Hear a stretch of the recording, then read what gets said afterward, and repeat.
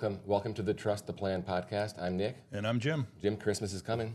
It is. It'll be here before we know it. I'm sure that you have all your gifts and everything purchased and it's all wrapped under the tree. Oh yeah, I'm on top of it. No, I got a little work to do in the Christmas shopping area, but looking forward to everybody being back home, having college kids back home and stuff like that. So it'll be nice. Excellent. Okay, so today I want to remind you probably already missed it, but the first Wednesday of each month we are hosting with Ryan Ermanni on WJR the No Lazy Money Show from 7 to 8 p.m. the first Wednesday of each month. So tune in. Mm-hmm. Today, Jim, we're going to be talking about the concept start with why. And this is something we've talked about before. In fact, I believe it was episode 12, if I'm not mistaken, where I first did that. It was before I was here, yeah. So like 10 years ago. So Start with Why is a book or a concept and a book from Simon Sinek. First saw the concept on his YouTube video, which was a TED Talk, in fact. So the idea was people don't buy, what is it? I wrote it down here. People don't buy what you do, they buy why you do it. Mm-hmm. So people don't work with us because we can help you invest in mutual funds and ETFs. They buy us why we do it, right? Mm-hmm. So they might not realize it, but they buy why we do it.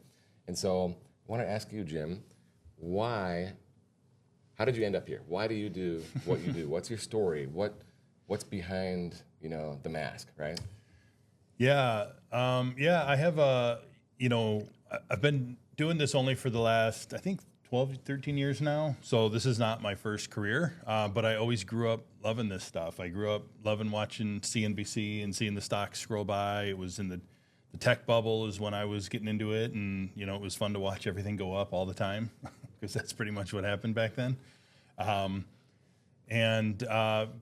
Really had a lot of great conversations with my dad about this. He was the one who talked a lot about, you got to save, got to invest, let's buy some mutual funds, let's buy some stocks, and really got me kind of hooked on it. So you remember him teaching you those things maybe in high school or? Yeah, growing up, he had it on when we were young all the time. But yeah, through high schools, when you start having a little deeper conversations and a little more meaningful and starting to understand, what we're doing, why we're doing it. And again, reinforcing that with seeing it happen for myself. He encouraged me to open that brokerage account and all that kind of stuff. So, just always had a real interest in it, but didn't, actually thought about getting into it right out of college, but it was back in the late 90s, and it was a different business back then, and I kind of cold called, walked into a Dean Witter office, who doesn't even exist anymore. I think they're part of Morgan Stanley now, but it was the guy just, puffing a cigarette, giving me a phone book saying, this is what it'll look like. You're going to call everybody in this book A to Z. You're going to try to sell them stocks. It's, commission business and blah, blah, blah. And it didn't resonate with me and it didn't feel right. And so I didn't pursue that path and decided to get into medical sales, which I did. My dad was actually in that business as well. So that was another opportunity that provided some really good conversation around, now we're working, now we have a 401k, now we need to add to it and all those kind of things.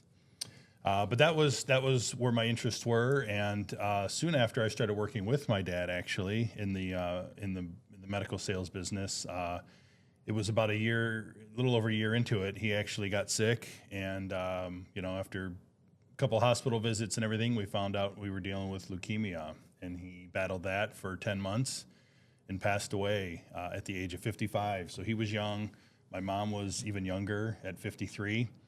And here I was thinking I knew all about these investments and all this stuff already, but now she had real decisions to make, and she didn't know if she could stay in her house, and she didn't know if she had to go back to work, and all these really big questions. So I,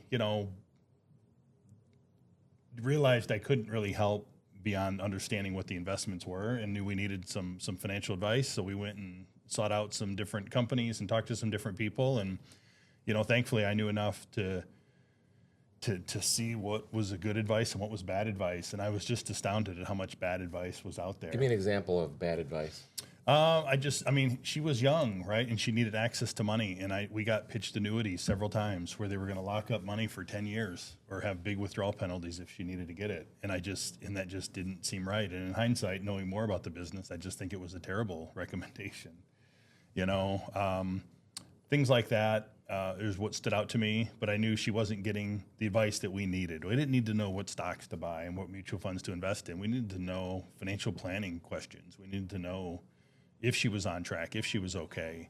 So those are some of the important things that they rarely got into, right? They often just wanted to talk about the investments. So I continued in my career for years. We settled on a advisor that, was helpful in it, So I went back in the medical publishing, did that for several more years. But as the big business began to change and my family started to grow, I realized I didn't want to travel as much. And naturally, I always still had this interest in financial planning and decided to pursue that. So got into that with a couple different companies over the years, but obviously longest tenure here at Peak. Nick and I met, what was it, back in? Probably like 2014. Yeah, and then started talking about kind of joining up together and me joining Peak in 2017-18 timeframe. So, and been here ever since. And so one thing that stood out to me with what you just said was you were interested in the investments back in the day, right? Like a lot of people start out attracted to the investments and investing in stocks and in funds and so forth. But the way that you pivoted with your career and the decisions that you had to make with your mother made you realize that the planning was so important. Yeah. And so now that you are a practitioner, right, you've remembered that and really led with planning. Yeah, and yeah, thanks for directing it back to that, because ultimately, that's kind of how I got into the business. But the why of it all is because I want to be that resource for people that need help making good decisions. People that don't know where to turn, don't know what to do, don't know if they're okay, but they need somebody they can trust, and that experience taught me early on that not all advisors are going to give you advice that's in your best interest. Sometimes it's in their best interest. And that's, I just find that really frustrating and really unfortunate, but that was always my goal getting into this business. I wanted to be that person that people could look to trust, to say, I know he's telling us that because he thinks that's what's best for us. That's a great story. It resonates with me for sure. Thank you. Okay, so do you have any questions for me about similar things? Yeah, I think understanding people's why is great. So I'd love to hear your why and what caused you to get into the business.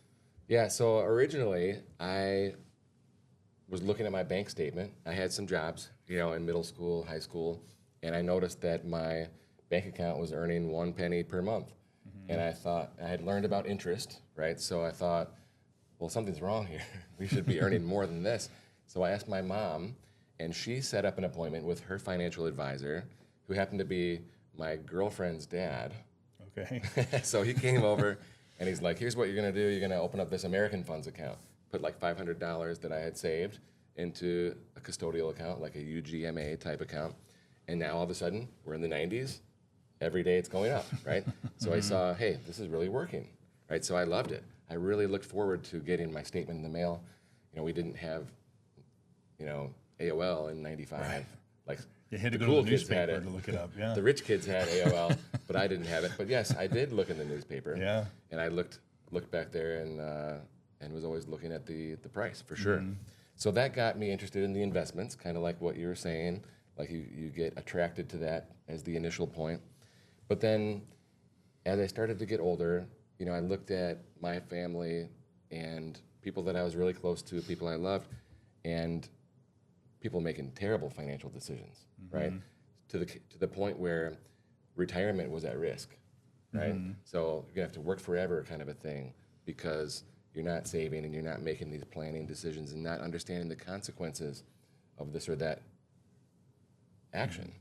And so ultimately, I ended up in college getting an internship at American Express Financial Advisors, and I started seeing that how this was working with dozens and dozens of clients at that practice, I really enjoyed seeing how the advisor could make a recommendation, and now all of a sudden their plan is fixed, kind of a thing. Of course, they have to take the advice, right? But ultimately, I didn't realize this until I read the Simon Sinek book, is that my why is to help people not be like my dad, right?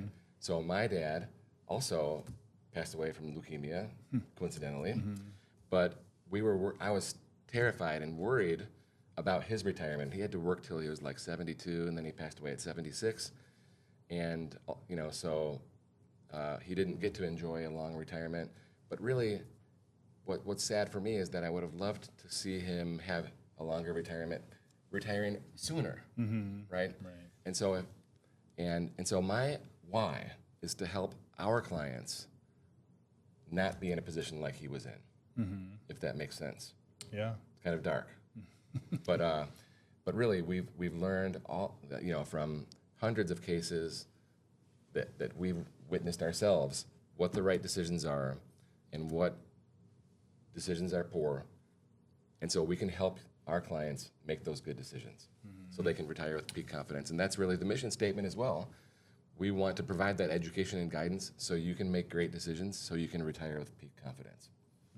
So that's the why. Yeah, I think that's, looking back at personal experience and now, having the knowledge of being in this business, you probably would have recommended a dozen things for your dad to do along the way. So kind of looking at each person coming in and trying to help them avoid those same mistakes, is really a great way to. And, Jim, you mentioned, help them give good advice, help them make good decisions. But one thing that is really important with an advisor, of course you can say, go do this or go do that, but you have to inspire them to actually do it, right? Yeah. Because it's hard, right? It's easy for me to say, hey, you need to max out your 401. It's much more difficult for you to log into your 401 and actually change that to be the max, because now you're going to get a smaller paycheck. Right. So we have to be giving the good advice and inspiring you to take action. Yeah. Not just be passionate about giving it, but passionate about helping them implement it and to take those action steps to actually make it happen. Exactly. So if you have a portfolio of $1 million and you are thinking about what are good decisions that I need to make, what am I thinking about for retirement, reach out to us at peakwm.com for a second opinion.